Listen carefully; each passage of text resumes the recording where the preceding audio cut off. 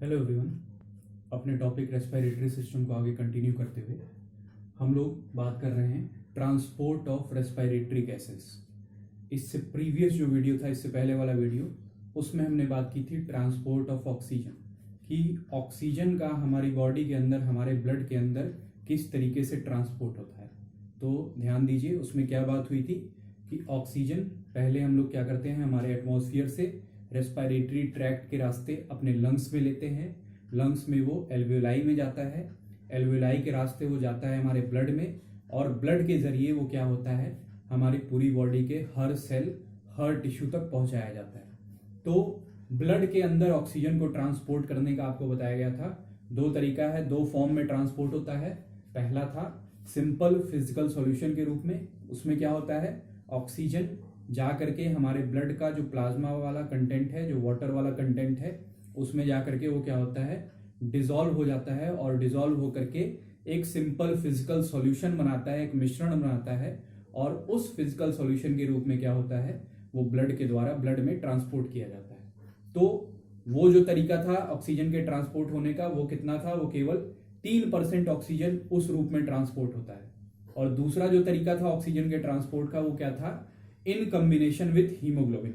Haemoglobin के साथ क्या करता है ऑक्सीजन, हीमोग्लोबिन जो हमारे आरबीसी का कलरिंग पिगमेंट है, उस हीमोग्लोबिन के साथ ऑक्सीजन जाकर के क्या करता है, एक केमिकल रिएक्शन करता है, कंबाइन करता है, और मिल करके बनाता है क्या, एक नया कंपाउंड जिसका नाम है ऑक्सी हीमोग्लोबिन। और इसी ऑक्सी हीमोग्लोबिन के रूप में ऑक्सीजन क्या होता है, हमारे ब्लड में, ब्लड के द्वारा पूरी बॉडी में हर टिश्यू तक ट्रांसपोर्ट किया जाता है। टिश्यू के पास पहुंचने के बाद ये ऑक्सी हीमोग्लोबिन क्या होता है, ब्रेक हो जाता है, ऑक्सीजन अलग हो जाता है और हीमोग्लोबिन अलग हो जाता है, और ऑक्सीजन जो ब्रेक होता है वो हमारे टिश्यू के पास चला जाता है जिसको उसकी जरूरत है। तो ये जो तरीका था ऑक्सीजन के ट्रांसपोर्ट का, वो कितना था, 97% ऑक्सीजन इसी रूप में ट्रांसपोर्ट होती है। यानी मेन रूप जो ट्रांसपोर्ट, मेन फॉर्म जो ऑक्सीजन के ट्रांसपोर्ट होने का है, वो कैसे है, ऑक्सी हीमोग्लोबिन के रूप में।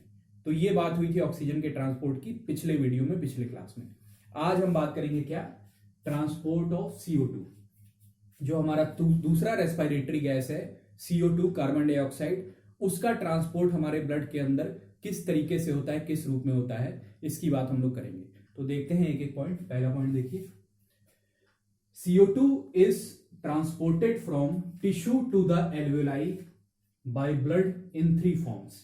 अब CO2 का कल भी आपको बताया गया था कि ऑक्सीजन का ट्रांसपोर्ट होने का रास्ता कहां से कहां तक है, ऑक्सीजन एल्वियोलाई से पहुंचता है टिश्यू तक ब्लड के ही द्वारा, और CO2 का रास्ता, CO2 के ट्रांसपोर्ट होने का रास्ता उल्टा है। CO2 हमारी बॉडी के हर टिश्यू, हर सेल में प्रोड्यूस होता है, एक वेस्ट प्रोडक्ट है, और वहां से हर टिश्यू से ब्लड के द्वारा वो कहां पे पहुंचाया जाता है, एल्वियोलाई में, और एल्वियोलाई के रास्ते वो क्या होता है, रेस्पिरेटरी ट्रैक्ट के रास्ते होते हुए हमारी बॉडी से बाहर कर दिया जाता है। तो CO2 को ट्रांसपोर्ट करने का कहां से कहां तक, हमारे हर एक टिश्यू से एल्वियोलाई तक लाया जाता है ब्लड में, ब्लड के द्वारा। और CO2 के ट्रांसपोर्ट होने के कितने तरीके हैं, 3 फॉर्म्स। तो ध्यान रखिएगा, ऑक्सीजन 2 तरीके से ट्रांसपोर्ट होता है ब्लड के अंदर, कार्बन डाइऑक्साइड 3 तरीके से, 3 फॉर्म्स थे। तो एक एक करके तीनों फॉर्म की हम लोग बात करेंगे। पहले देख लेते हैं क्या क्या है। पहला जो तरीका है वो कैसे है, एज सिंपल फिजिकल सॉल्यूशन के रूप में। दूसरा है इन कॉम्बिनेशन विथ हीमोग्लोबिन, और तीसरा है एज बाइकार्बोनेट। तो ये 3 तरीके हैं, 3 फॉर्म है जिस रूप में CO2, कार्बन डाइऑक्साइड हमारे ब्लड के अंदर ट्रांसपोर्ट किया जाता है। तो एक एक करके हम तीनों की बात करते हैं। पहले देखते हैं एज सिंपल फिजिकल सॉल्यूशन। तो इसमें देखिए पहला point, CO2 dissolve in water of plasma and is transported in this physical form। अब पहला जो ये फॉर्म है कार्बन डाइऑक्साइड के ट्रांसपोर्ट होने का एज सिंपल फिजिकल सॉल्यूशन, ये बिल्कुल सेम उसी तरह है जैसे ऑक्सीजन के ट्रांसपोर्ट पे हमने देखा था।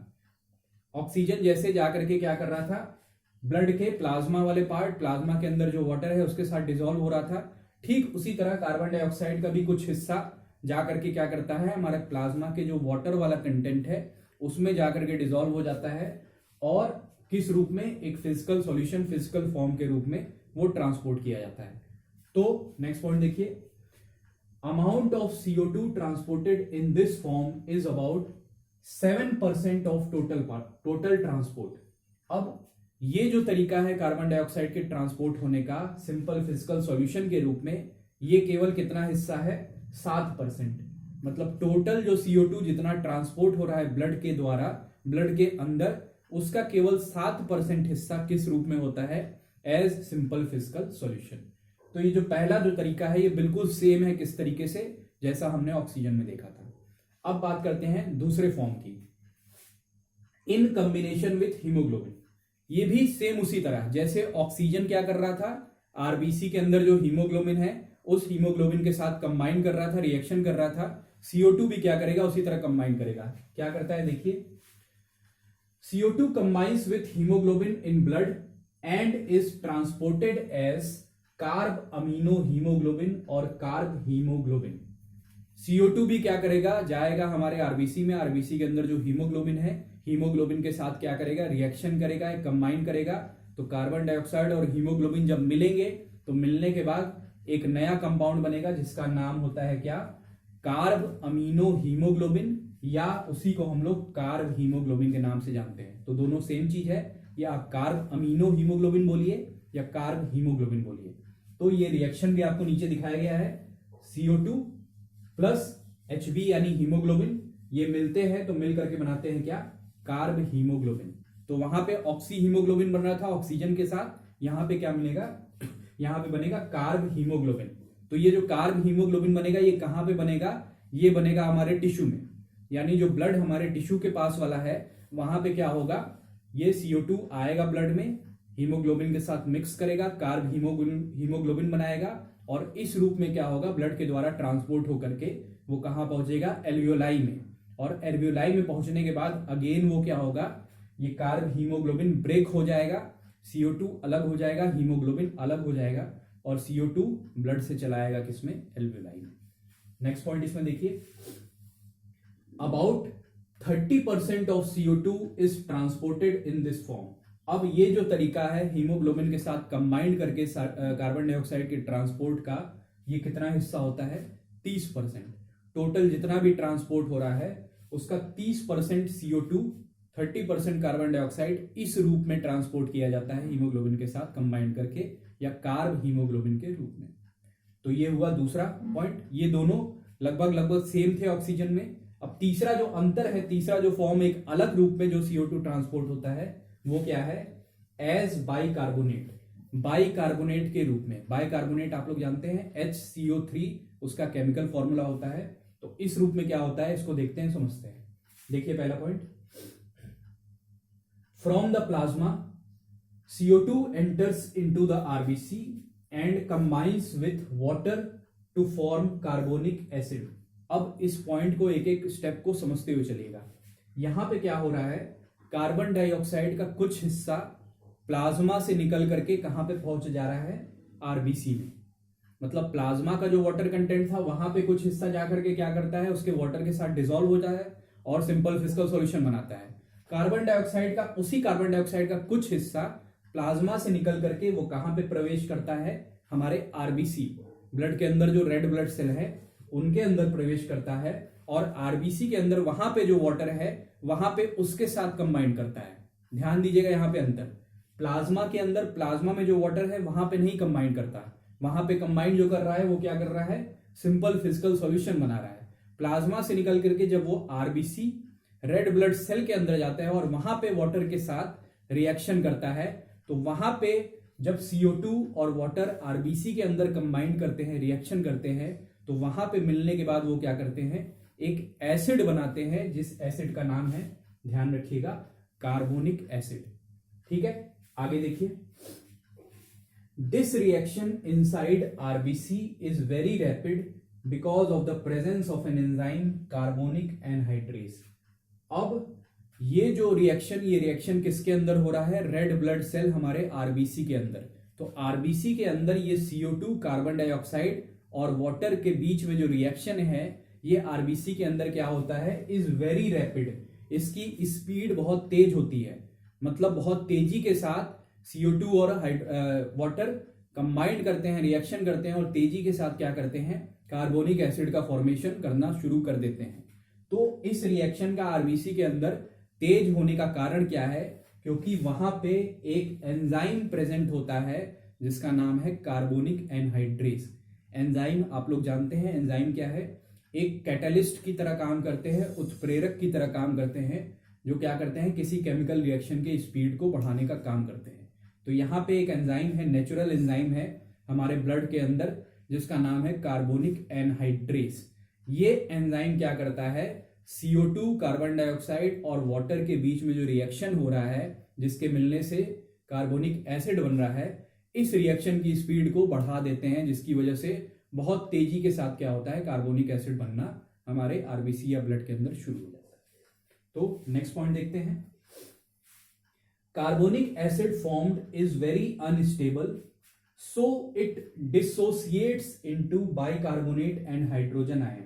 अब नेक्स्ट अगला स्टेप क्या होगा, ये कार्बोनिक एसिड जो आरबीसी के अंदर बहुत तेजी के साथ बन रहा है, ये कैसा होता है, ये वेरी अनस्टेबल, ये बड़ा अस्थिर होता है, अस्थिर एसिड है, ठीक है। स्टेबिलिटी इसकी ज्यादा नहीं होती, स्थिरता इसके अंदर नहीं होती। इस वजह से क्या होता है, जैसे ही ये बनेगा, कार्बोनिक एसिड जैसे ही बनेगा, बनने के साथ साथ ही क्या होता है, ये टूटना शुरू हो जाता है। डिसोसिएट का मतलब, डिसोसिएट मतलब ब्रेक होना, टूटने लगना। तो कार्बोनिक एसिड जैसे ही बन रहा है, बनने के साथ साथ ही उसके अंदर एक अलग रिएक्शन शुरू होता है, और वो क्या होता है, वो ब्रेक डाउन होने लगता है। तो ब्रेक डाउन होता है किसमें, ब्रेक डाउन होता है दो चीजों में। किसमें किसमें, एक ब्रेक डाउन होगा वो बाइकार्बोनेट में, और दूसरा होगा किसमें, हाइड्रोजन आयंस में, ठीक है। तो यहां से ब्रेक डाउन, कार्बोनिक एसिड के ब्रेक डाउन होने के बाद जो बाइकार्बोनेट निकला एक तरफ, और एक तरफ निकला हाइड्रोजन आयन। तो ये जो बाइकार्बोनेट निकला, इसी बाइकार्बोनेट के रूप में क्या होगा, CO2 हमारे ब्लड के अंदर ट्रांसपोर्ट होगा, ठीक है। ये नीचे आपको ये छोटी लाइन में ये पूरा केमिकल रिएक्शन समझाया गया है, इसको फिर से देखिए। कार्बन डाइऑक्साइड प्लस वाटर किसके अंदर, आरबीसी के अंदर। आरबीसी के अंदर CO2 जैसे ही पहुंचता है, वहां पे वाटर के साथ वो क्या करता है, केमिकल रिएक्शन करता है, और दोनों मिलकर के क्या करते हैं, एक एसिड बनाते हैं जिसका नाम है कार्बोनिक एसिड। कार्बोनिक एसिड का केमिकल फॉर्मूला है H2CO3। ये जो रिएक्शन है ये किसके प्रेजेंस में होता है, ये एक एंजाइम है जिसका नाम है कार्बोनिक एनहाइड्रेस, ये कैटलिस्ट का काम करता है। H2CO3 यानी कार्बोनिक एसिड जैसे ही बनेगा, वो क्या हो रहा है, ब्रेक हो रहा है, डिसोसिएट हो रहा है, किसमें, दो चीजों में। एक पहला है HCO3-, ये केमिकल फॉर्मूला है किसका, बाइकार्बोनेट का, और दूसरा है क्या, H+ यानी हाइड्रोजन आयन, इन दोनों में टूट जाता है। तो यहां से जो हमें बाइकार्बोनेट मिला, इसके टूटने से इसी बाइकार्बोनेट के रूप में क्या होता है, CO2 हमारे ब्लड के अंदर ट्रांसपोर्ट किया जाता है। एक नेक्स्ट लास्ट पॉइंट देखिए। About 63% of CO2 is transported in this form. अब ये जो तरीका है बाइकार्बोनेट के रूप में कार्बन डाइऑक्साइड का ट्रांसपोर्ट होना, ये मेन तरीका है CO2 के ट्रांसपोर्ट का हमारे ब्लड के अंदर। कितना हिस्सा, लगभग 63% हिस्सा जो CO2 ट्रांसपोर्ट हो रहा है, उसका 63% इस रूप में बाइकार्बोनेट के रूप में ट्रांसपोर्ट किया जाता है। तो 63 ये मेन है बाइकार्बोनेट के रूप में, दूसरा 30% किसका था, हीमोग्लोबिन के साथ कंबाइन करके, और 7% था सिंपल फिजिकल सॉल्यूशन। तो तीनों को ऐड कर देंगे तो 100% आपको मिल जाएगा। तो ये तीन तरीके हैं जो आज हमने बात की, किसका, ट्रांसपोर्ट ऑफ CO2 हमारे ब्लड के अंदर। कार्बन डाइऑक्साइड इन तीन तरीके से ट्रांसपोर्ट किया जाता है, कहां से कहां तक, हमारे टिश्यू से एल्वियोलाई तक ब्लड के द्वारा। तो इसके साथ साथ जो हमारा ट्रांसपोर्ट ऑफ रेस्पिरेटरी गैसेस था, रेस्पिरेटरी सिस्टम के टॉपिक में, ये कंप्लीट हो गया। ओके, तो आज के लिए इतना ही।